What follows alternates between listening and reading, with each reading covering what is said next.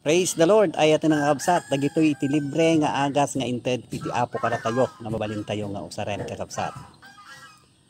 Mga laka iti sa nga pulo nga bulong iti bayabas ken sa nga pulo metlaeng nga bulong iti bayubana. Paglaw kam dagitoy sa kadalusan iti danom. Intun isaang mo buyatam iti may sang litro nga danom. Ipaborek mo iti 15 minutes. Sakan to pabaawan, sakan to inumen. Dagiti kakabsat iti benepisyo dagitoy nga bayubana ken iti bulong iti bayabas.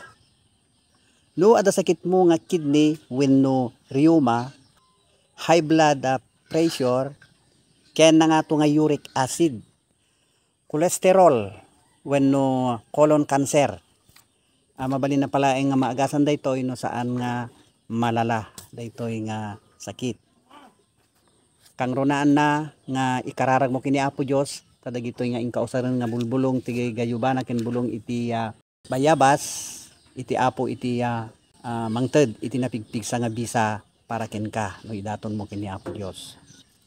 Awan iti side effect na daytoy kakabsat no palasin tayo.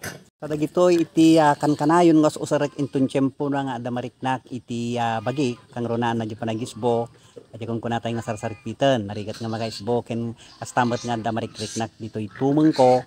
Ket dagitoy iti inted iti Apo nga mariknak nga pakaagasan dagiti saksakit ko. So madaydayo ti Apo ay tinakabsat. Thank you very much kada kay amin kakabsat kinigayem. Sister ka brother, Luzon, Visayas, Mindanao.